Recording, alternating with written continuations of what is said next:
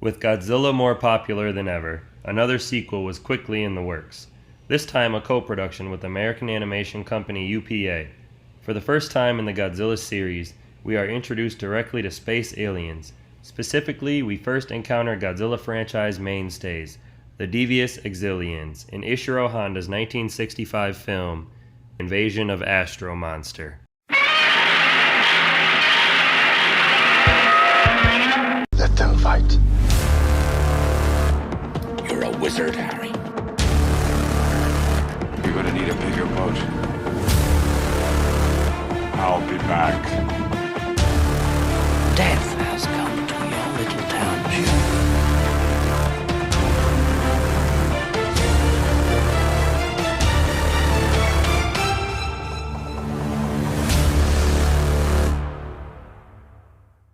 Hey everyone, welcome back to Chills and Thrills. My name is Connor Dunham, and again, I'm here with Chris, and we are doing one of my favorites in the Godzilla franchise here today, the Invasion of Astro Monster, or in the American dub title, Godzilla vs. Monster Zero. And this is one of the ones, along with I've said before, Godzilla vs. Gigan, Godzilla vs. Megalon, that I grew up as a kid watching this one a lot. I don't know what it is about this one that I like so much. Something about, even when I was younger, the characters drew me in. It wasn't even all the monsters, because we don't get all that much monster action in this by time's sake. I'll get into that a little later. But this has always been one of the ones I go to again when I'm home alone, or just cleaning the house, doing the dishes, whatever I got to do. If I'm bored, I'm just sitting here, I'll be like, I just throw on Astro Monster and call it a day. Chris, I know you're kind of not so far on the opposite end of this one, but how are you feeling about it? Yeah, I definitely, this is one that for a long time for me, I'd always kind of say it's a little overrated. I always felt that it was a little, the reputation it got was just a little overinflated, and the film didn't quite live up to it. But I've I've kind of come around a lot more to the movie, because once you kind of get some of the more superficial complaints out of the way, which is that even by regular average Godzilla movie standards, this one's a little light on the kaiju action and the kaiju screen time. But all of it outside of that, and I mean, the talking alien and humanoid alien thing, that's a little wonky. It's very 60s, that so that's okay. But outside of that, it's one of the more interesting films in terms of the plot and just the unique appeal of the human characters in here are interesting and compelling in a way that a lot of these films kind of don't typically reach. And the human plot line and storyline kind of has a bit more going on with the whole alien invasion plot than you typically get in a Godzilla movie, and it's kind of really won me over recently.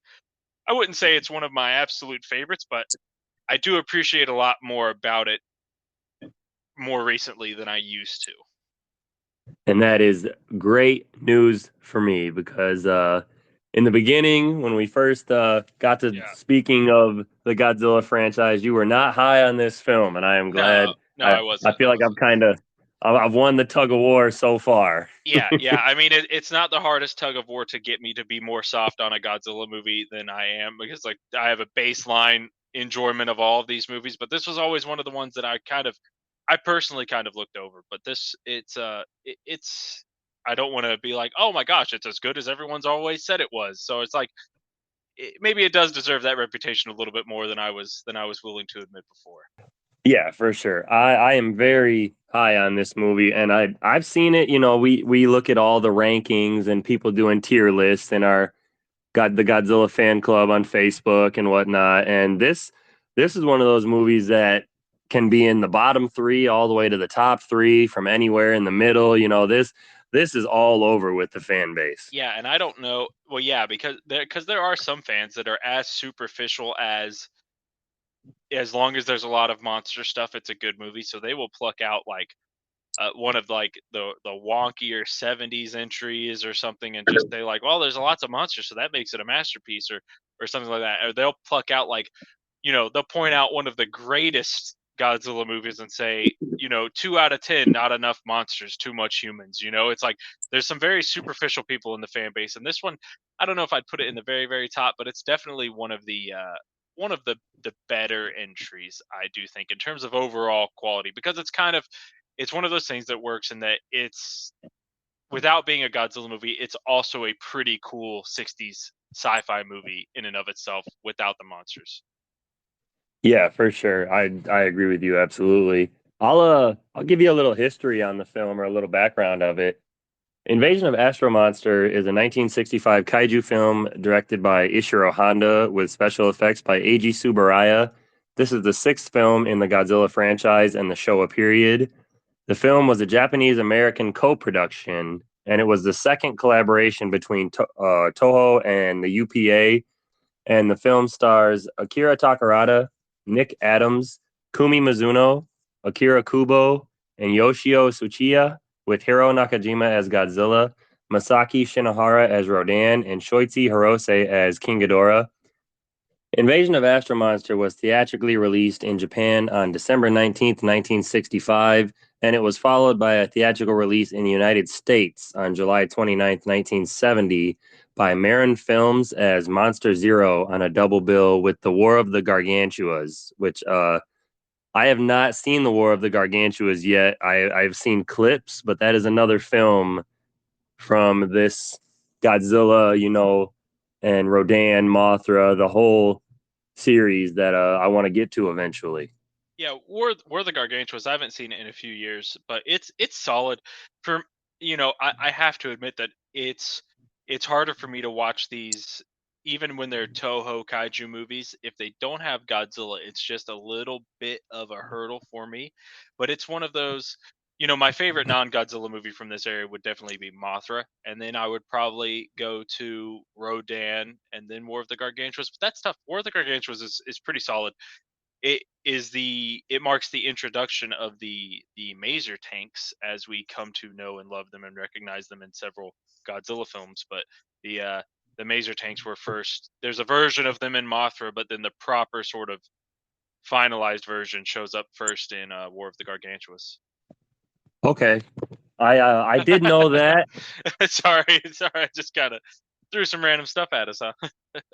No, you're fine. I have heard that, and I did know that.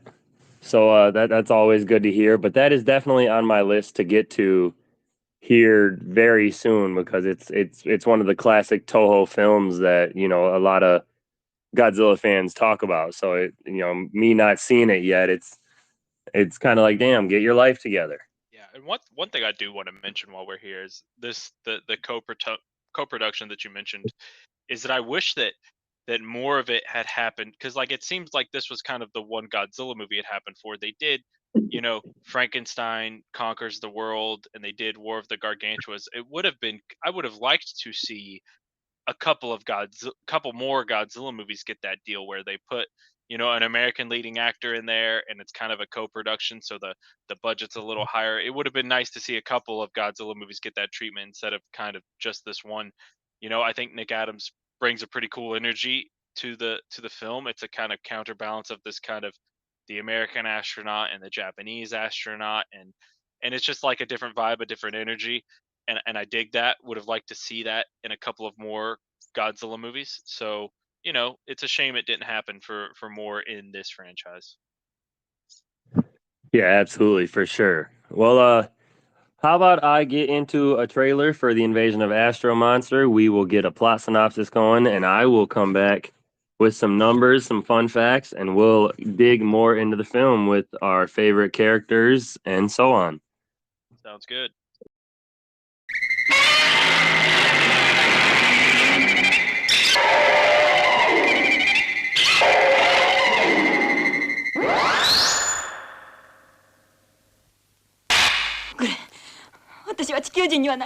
No distance!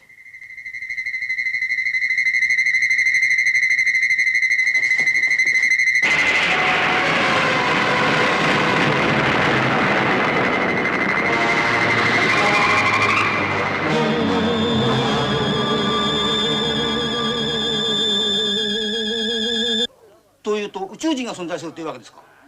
まあ、いずれにしても P1 号の調査がその疑問にも答えてくれるものと期待してるんでね。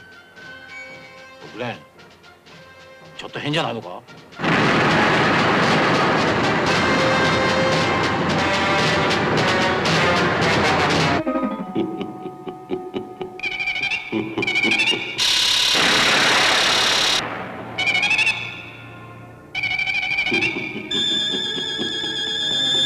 I think Planet X is very short of water.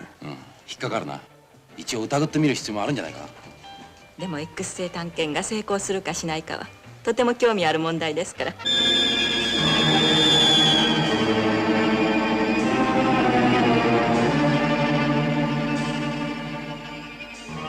我々には地球人の想像しえない科学力があります。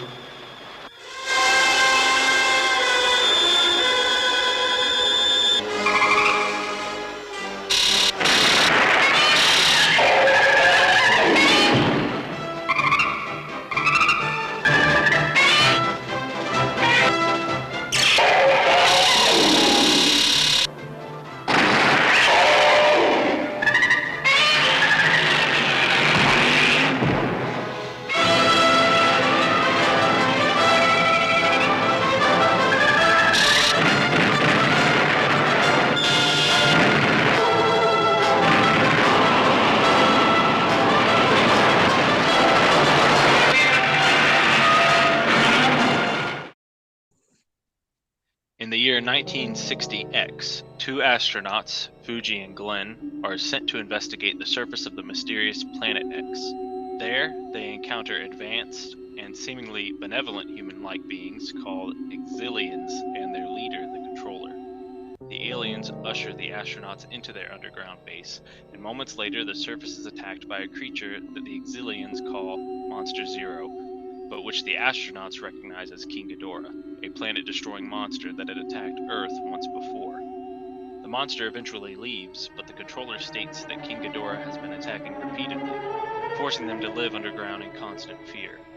He requests to borrow the Earth monsters Godzilla and Rodan to act as protectors to fight it once more, since 1964, in return for the cure for cancer. The English dub says that the formula can cure any disease. The astronauts return to Earth and deliver the message. Meanwhile, an inventor named Tetsuo has designed a personal alarm that emits an ear-splitting electric siren. He sells it to a businesswoman named Namikawa, but she disappears before paying him. Tetsuo is romantically involved with Fuji's sister, Haruno, but Fuji disapproves, finding him unworthy of Haruno. Tetsuo sees Namikawa with Glenn and later follows her, but he is captured and imprisoned by Xilien spies. Glenn and Fuji begin to worry that the Xiliens may have ulterior motives. Their suspicions appear confirmed when 3 Xilien spacecraft appear in Japan. The Controller apologizes for coming to Earth without permission. The Xiliens locate Godzilla and Rodan, both sleeping, and use their technology to transport him to Planet X. They also bring Glenn, Fuji, and the scientist Sakurai with them. After a brief confrontation, the Earth monsters succeed in driving King Ghidorah away. Glenn and Fuji sneak away during the battle and encounter 2 Xilien women, both of whom look identical to Namikawa. Xilien guards confront the astronauts and bring them back to the Controller, who reprimands but does not punish them. The astronauts are given a tape with instructions for the miracle cure and sent home, leaving Godzilla and Rodan behind. The tape is played for the world's leaders, but instead it contains an ultimatum demanding that they surrender Earth to the Xiliens or be destroyed by Godzilla, Rodan, and King Ghidorah, who are all under the aliens' mental control. Glenn storms into Namikawa's office and finds her in Xilien garb.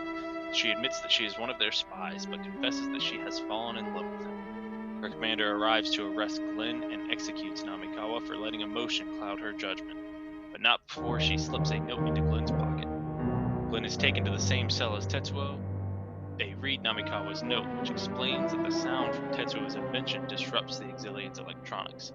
Tetsuo has a prototype with him, which he activates, weakening their captors and allowing them to escape. Sakurai and Fuji build a device to disrupt the Xiliens' control over the monsters.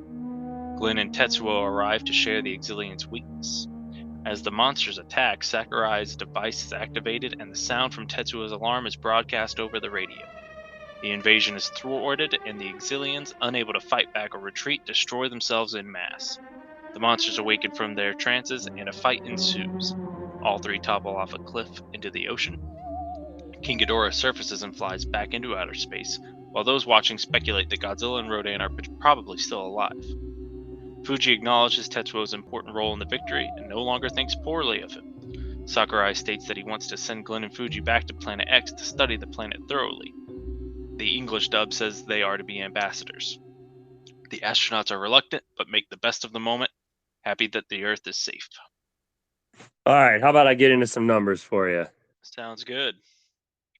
This film brought in about 3.8 million viewers in Japan and was the 10th highest grossing Japanese film for that year, earning a distribution rental income of around 210 million yen during its theatrical run. Nick Adams' voice was dubbed over by Goro Naya for the Japanese release. Just a little fun fact in there. With a 1971 reissue, the film's Japanese box office performance increased to 5.13 million ticket sales and a distributor rentals of 410 million yen, or about $1.2 million. Again, none of these are adjusted for inflation. In the United States, the film grossed $3 million during its theatrical run. In Europe, the film sold just over 1.4 million tickets in Germany and France upon its release in 1967. On Rotten Tomatoes, the film has an approval rating of 57% with an average rating of 5.1 out of 10. And Godzilla is on screen for just 5 minutes and 43 seconds, or 6% of the film, which is the lowest in the franchise, Oof. with his first appearance being at 46 minutes, or around 49% into the film. Well, I guess that decides it then. It's the worst movie, I suppose, clearly. Man, I definitely feel the, Godzilla missing from the screen, but I'm one of those people that I enjoy the Xiliens and Glenn and the characters so much that I don't mind him being missing for a little bit. And hey, when Kumi Mizuno is on screen, it's pretty easy to lose track of time. So that's not so bad either. I think there's a lot to keep you entertained and engaged when Godzilla's not on the screen. Certainly compared to some other Godzilla movies. Yeah, there's some of these that we will talk about, or we have talked about, that are kind of a slog fest Yeah, here and there, and or at parts during the film. yeah. There's a film. For example, something like Godzilla versus Megalon. It has that kind of big finale battle, but it just feels like Godzilla never shows up in that movie until very, very late in the game. It's like you at least got to spread it around a little bit. Like with Godzilla versus Megalon, it just feels like you're waiting around for 90% of that movie, and then Godzilla's just there for one big fight at the end.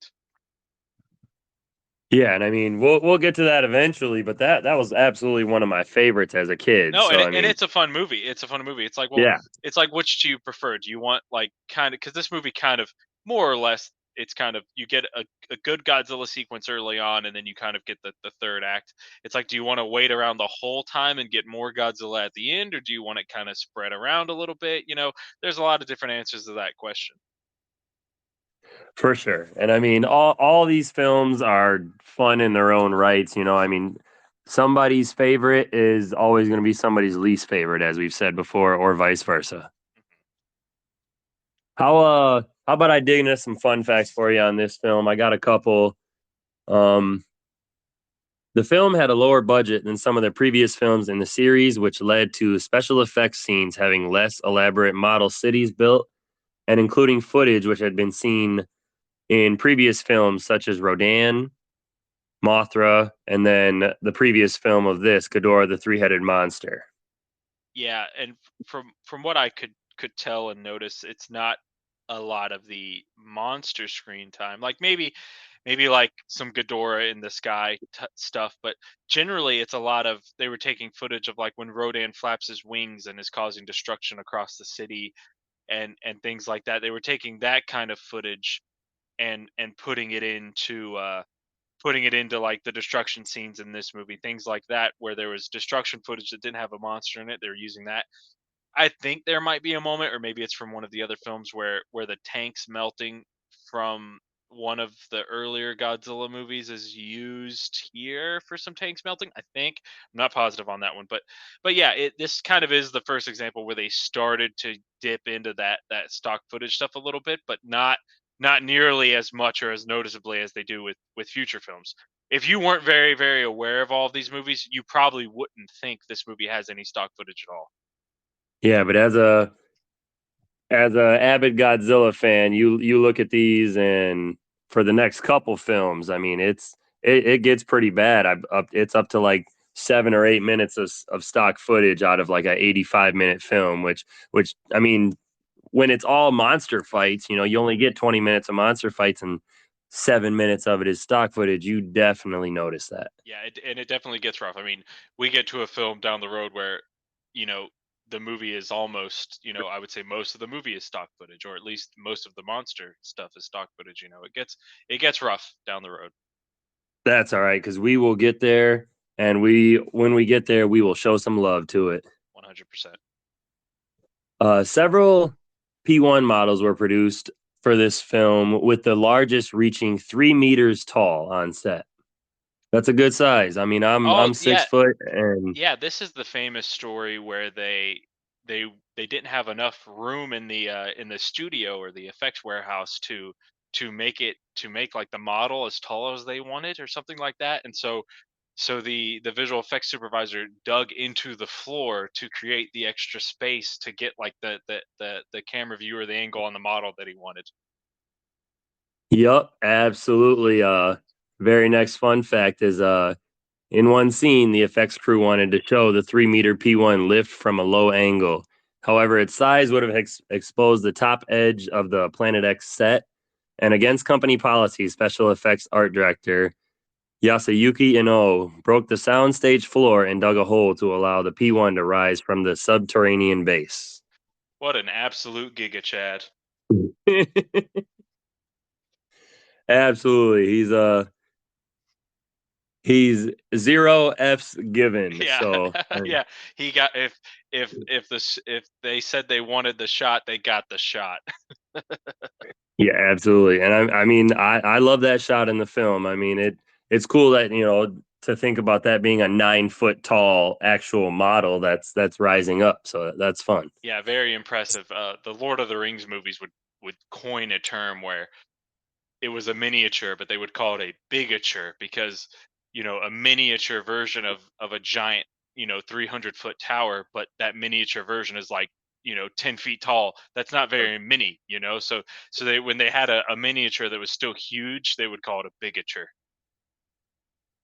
I never knew that. Again, another fun fact, even if it's not about this franchise, Chris has always got one or two in the chamber. Oh, I'm loaded with them. I'm loaded with it. The Lord of the Rings, the making of documentaries on the Lord of the Rings trilogy was like my film school as a kid. I have not yet finished those films, so Well, we won't I talk got about one. that. I got one more to finish, so we'll Okay, get there. fair enough. Fair enough.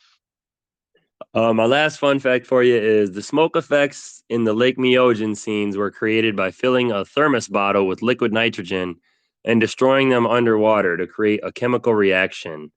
Effects animator Sadao Lizuki created the transport tractor beam and designed it after a neon club sign he saw in Shibuya Ward. So those were my last couple for you. Nice. The scene where they use the tractor beams to pull the hibernating monsters out of their positions.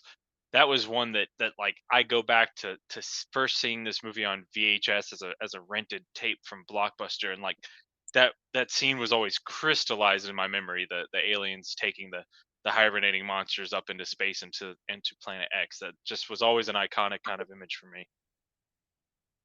Yeah, absolutely. I like that as well. And I mean, there's quite a few good scenes in this film. Like I said, I like all the Xiliens or alien stuff in this film. So it's just one of the films that I enjoy. Indeed. Why don't as we keep moving along here, Who was your favorite character for Invasion of Astro Monster? I mean, call it a cliche, but I really dug the character of Glenn, played by Nick Adams. I just liked his contrasting sort of American personality and the way that he bounced off of Fuji and the other characters. Like he's kind of got that kind of uh, not really a fish out of water, but he's kind of his character's kind of standing out from the sort of Japanese cast surrounding him, and Nick Adams kind of has this kind of no nonsense element about him. I just dig that. And it's kind of a one off for these films. There weren't a lot of Godzilla films where there was an American actor among the Japanese cast from during the production. So it's kind of a one off. Like this is the one where they filmed it with an American. So I just like Nick Adams in it because it's unique for a film like this. A lot of these Japanese Godzilla films don't have an American actor in the proper cast. So I just like that vibe to this. He stands out and it's fun. Absolutely, I chose that exact same character, and you're right. He was just easy to relate to. He has the love interest, and he's kind of blinded by it for a little bit, and he's not listening to his buddy, and finally he comes to terms, and he starts to see his own little like signs of what's actually going on, and he does. It's not like a lot of character development, but he starts to notice everything, and he comes to with like, oh, like all these girls look the same, and maybe they are right about the controller from Planet X, and he's easy to get on board with, especially being American as well. Yeah, and plus, I mean, Glenn is an American who falls in love with a Japanese lady. It's like, man, I can't, pretty relatable guy if you ask me. Yeah, I mean, there's a couple girls in these films that had a little crush on when I was younger, and to this day, some of them I still think are gorgeous or very pretty. Yeah. Maybe what influenced your taste in women growing up? Oh, well, I grew up watching Godzilla movies. That probably has something to do with it. Yep. And then if you meet a girl who will sit and watch Godzilla with you, oh, keep her. Yeah. Absolutely keep her. That's a W right there. Absolutely.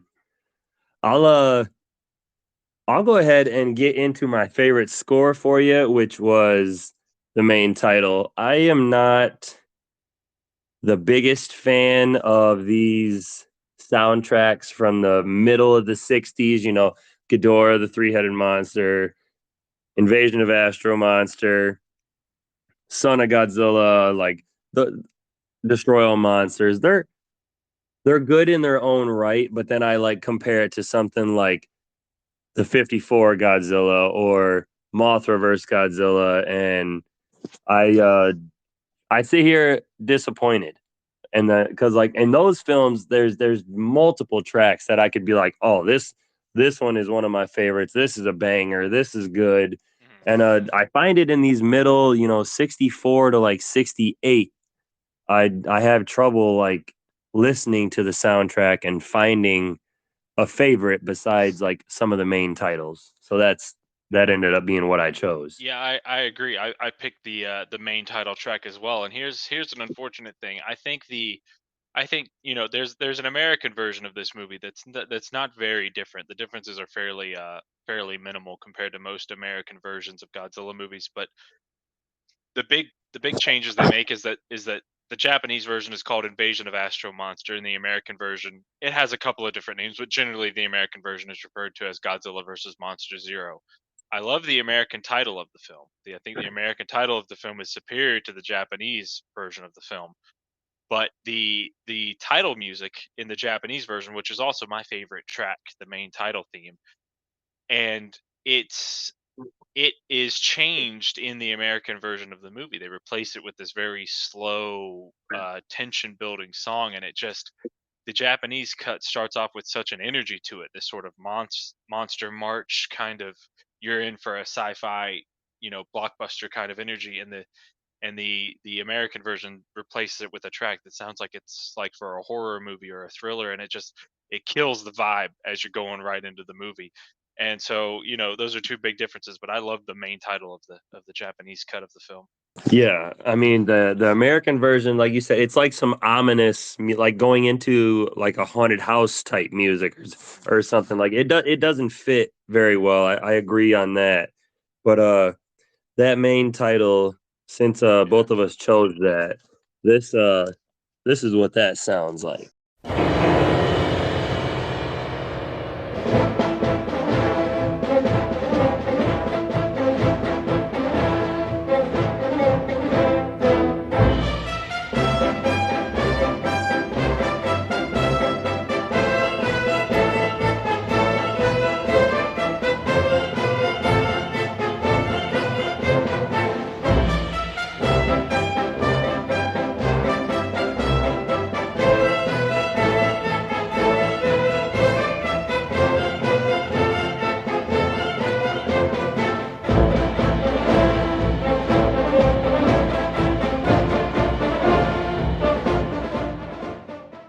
Yeah, that's very upbeat and it kind of gets you in the mood for something fun, which in my mind, I think this film is a lot of fun, so I can roll with that.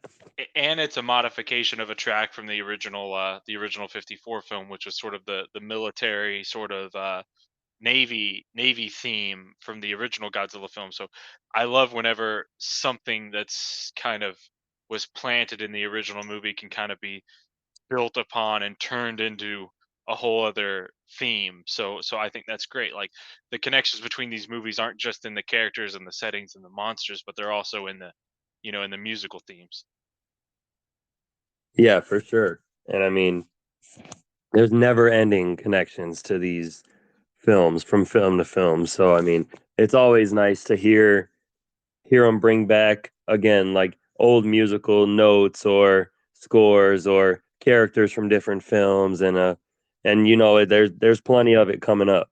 Indeed. What was your favorite quote or most memorable line from the film if you had one? Um one of the dialogue exchanges that I enjoyed a lot was definitely always liked it the most as a kid growing up is when Glenn and Fuji are sort of like arguing and Fuji's not happy with the man his sister's kind of chosen, and Glenn's kind of trying to like run defense for him, and they have the the debate where he's like mutual trust is a beautiful thing, and then Fuji says that won't buy groceries. Like it's just like this sort of contrast, like that's not the most serious of line to pick or anything like that, but a lot of Glenn's lines are a lot of fun. Like I think there's a line where he says something, he's like, we'll fight to the last man, baby, or something like that. It's like I just like a lot of the way that Nick Adams delivers his lines, considering that he wasn't speaking the same language as all of his co-stars. So that's just a lot of fun. I like that. So yeah, that's this isn't the line I chose, but there was another one early on where he's making the deal for to the toy company with Miss Namikawa for his invention. And he's like, your brother thinks I'm a failure. I wish he was here to see about the 100,000 and I'd stand him right on his head or whatever he says. And they flip to the astronauts and they're upside down on screen. And it just small little stuff like that makes you laugh. Yeah, I love visual humor like that. That's great. The quote I did choose, I chose a kind of like a more serious one, but not too big, but it was the commander from Planet X, and he said he was talking about driving King Ghidorah away, and he said, "We have done all we can do to defeat the creature, but it has been to no avail." And I just thought that was like a nice little, like there at the time, if you're first seeing this, you don't know that King Ghidorah is on, the Xiliens side, or they have him kind of like brainwashed, like under mind control. So you hear that and you think, oh, damn, like King Ghidorah's not messing around. Like King Ghidorah's back and he's kicking ass, like he's taking over this aliens planet. And then down the road, if you've seen this before, it's a fun line because you realize how well that they are playing the part, that they're playing the humans, Hmm. kind of like dangling them on strings. Like here you go, like kind of like being puppet masters. Yeah, it's interesting for sure.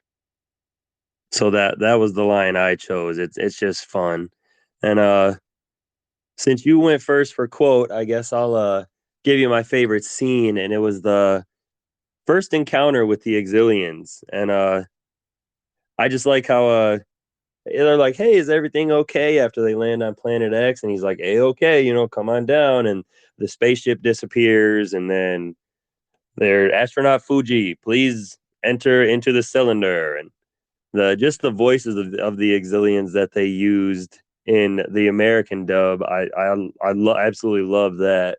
But then even in the regular Japanese version, their voices are kind of a little wonky.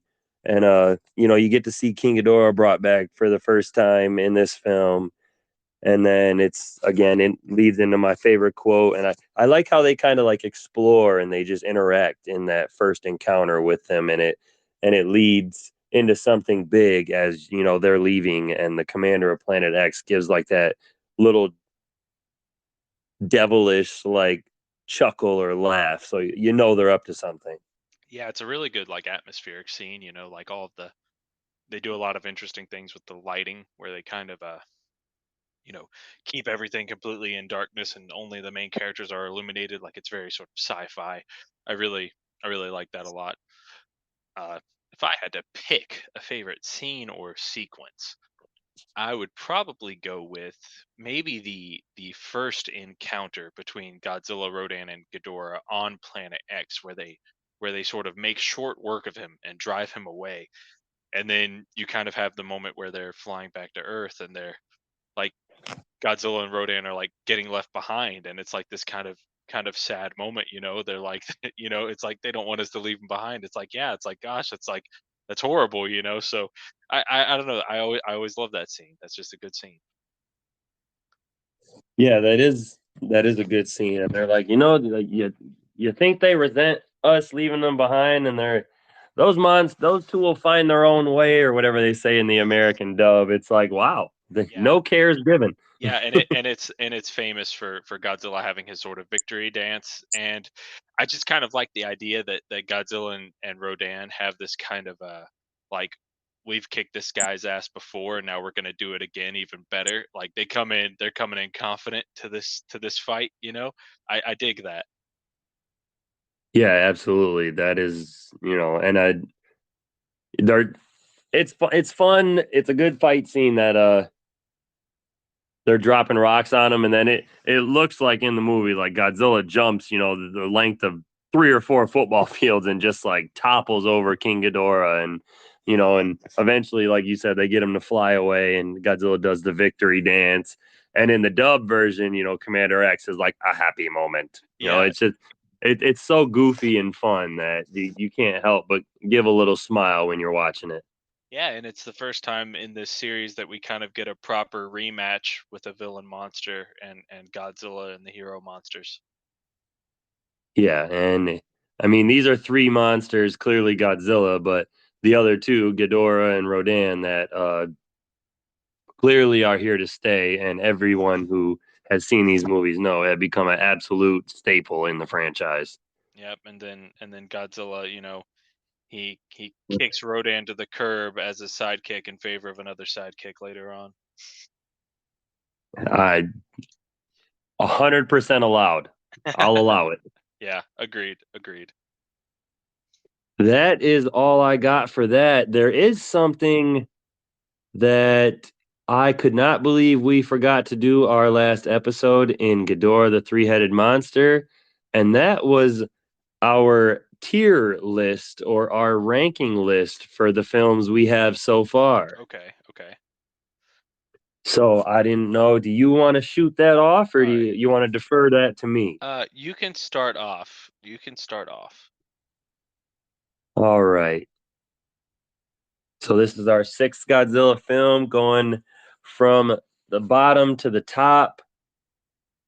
I think I had a change of heart, and this might be sacrilege, but I think Ghidorah, the three-headed monster, is going in the sixth spot. Godzilla raids again in the 5. King Kong vs. Godzilla in the 4. Invasion of Astro Monster in 3. The original 54 in 2, and Mothra vs. Godzilla in the number 1 spot. Okay. I would have so of the 6, It stings, but I think I would still have Astro Monster number 6. And then, well, okay. All right. So, in terms of ranking of the quality, put I'd probably put R- Raids Again number 6, Astro Monster number 5, then Ghidorah, then King Kong versus Godzilla in number 3, Mothra versus Godzilla in number 2, Godzilla in number 1. But if I had to kind of, I don't know, if well we're not having to keep 10 and get rid of 5 yet, but that's a different ranking. Raids Again has to be there for like the logic and continuity of the series, but I do think that Astro Monster overall is a better film. Yeah, and I mean, if we were going off like, because I do my rankings, just so anyone listening knows, I go off pure entertainment value and how I enjoy the film. If I was going off of like historical value, that my ranking list would be completely different. But I am basing mine just off the fun and the entertainment that I have with the movie itself. Yeah, and if we're kind of again, it kind of depends on if we're kind of playing that game of if you had to get rid of some and can only keep others. That's a little bit different than like if you're like erasing some of these from history. It's like, well, that's a little bit of a different conversation than just what you prefer. And we will get there eventually. Four more films, and we 4 or 5 more, and we'll be saying goodbye. And yeah, definitely. Do we want to go into some monster design for this film before we get out of here pretty quickly? I know a lot of the monster designs are the same in this film, but Yeah, we we could can start with Rodan. yeah, we can talk some monster stuff. They kind of do all essentially look the same. Yeah, the only I do know that the Mothra vs. Godzilla suit was used in Ghidorah the Three-Headed Monster, so this is a different suit than what was in those two films. Yeah, and it feels slightly, it's not there yet, but you can kind of see how by the time we get to Son of Godzilla, it'll have a little bit of that frog head kind of thing, that sort of rounded snout, rounded mouth with like the eyes kind of positioned kind of up top and to the back as opposed to kind of on the sides like it's you can kind of see the features getting adjusted a little bit. Yeah, absolutely. You see little tweaks from film to film, and eventually, you see the suit just completely falling apart. Once we get to those films and stuff like that, Yeah. because they didn't have the budget anymore for the suits. But in this film, Ghidorah is mainly the same. Besides, they had to fix up the suit a little bit, and there was some damage to all the suits, so they had to fix them up that way. And then they made little tweaks to like the hairs on Ghidorah's head and whatnot, stuff like that. But other than that, besides Godzilla's suit being a newer rendition of it, Ghidorah and Rodan are pretty much the same as Ghidorah the Three-Headed Monster. Yeah. And I do want to, while we're kind of in this design realm, I do want to give a shout out to just the overall costume design and aesthetics of the Planet X aliens. Their outfits have that great kind of like retro future kind of silver look to them. That's just a really interesting visual dynamic, and it kind of is very recognizable and unique. So it's a good look. Yeah, I absolutely like them. And again, I I think they are the reason why I like this movie so much when I was younger. It was something a little different coming off of Ghidorah. You got Princess Salno, and these these guys are just they're playing it cool and trying to act like they're on our side, and then bam, at the flip of a switch, they're saying, you're gonna be in our colony or we're gonna destroy you. And I think that was something that drug me in as a kid while watching this. Yeah, it's kind of got different, bigger stakes. The first Alien Invasion Godzilla movie, and that's a trope that kind of became famous and retreaded several times after this, and this was the first one to do it. Yeah, and it's a fun one. I for sure like this one. Clearly, you can tell by my ranking. But I mean, we got 9 more films in the Showa era, so we'll see out of the 15 where it ranks in the end, and if it's one of my 10 that I keep, or it's one of the 5 that I get rid of in history forever. Indeed.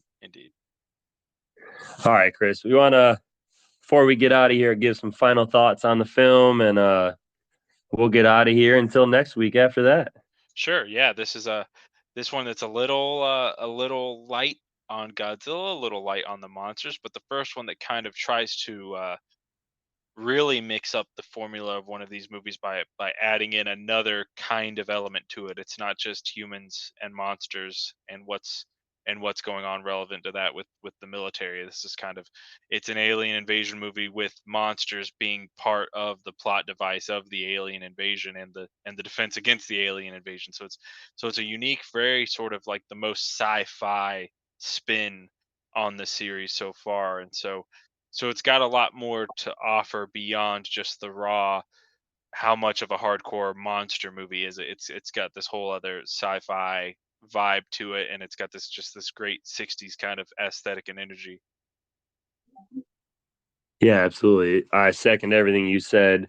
And I mean, it's one of those films, I mean, in my opinion, anyone who hasn't seen any of the Godzilla films should give them a chance, you know? I mean, they're classic Japanese films. I mean, Godzilla is one of the most recognizable names in film history, in character history, you know, probably in history in general. If you say Godzilla, 99 out of 100 people are going to say, "Oh, I know what that is," or "I've seen a couple of those," or something, you know, or "My kid has toys of those," or something. So, Yeah, I I mean, mean, it's one of those things that it's definitely worth a watch. It's fun. I believe it runs like 85 minutes or some 88 minutes. It's a pretty short watch. yeah, not a very So long I film. mean, Yeah. no. I mean, I mean, you could put it on in the background while you're cleaning your house and pay attention to it, and you'll probably be able to catch on to what's going on. I mean, you can always watch the English dub. It'll make it a little easier. But for this one and for the Showa era in general, I usually go with the original Japanese film. But yeah, give this one a try. And I mean, you know, take an hour and a half of your time. It's definitely worth the watch. Yeah, or you could go really hardcore and watch it in Japanese with no subtitles and just let it wash over you like some weird music video. I would have no idea what's going on. I would remember certain parts, you know, of what they were saying. Other than that, I'd be like, "Yep, I'm sitting here. I got nothing." You can kind of figure it out. You can kind of put two and two together with the visuals. Yeah, between how many times I've seen the American dub and the Japanese, you know, I can pretty much remember 70% of what they say in Yeah, these films. yeah, redubbing the movie in real time as you watch it. Yeah. Godzilla, what terrible language. Oh God, here we go. But that is all I have for the Invasion of Astro Monster. One of the films I loved as a youngin. Yeah, it's fun. It's good fun. Absolutely. Chris, next week we have Ebera Horror of the Deep, which was released on December 17th, 1966. So just about a year after this film, we got another one. Toho strikes again. They're still hot and heavy on the Godzilla franchise year after year. Indeed. If it ain't broke, don't fix it. Absolutely not at all. But before we get out of here, I will thank you for joining me yet again for Always. another fun entry. Yeah, always a pleasure. All right. Again, Chris, thanks for joining me. Anyone out there, check out our Facebook page, Chills and Thrills Podcast on Facebook. And again, thanks for joining me. Next week is Ebera Horror of the Deep. But until next time.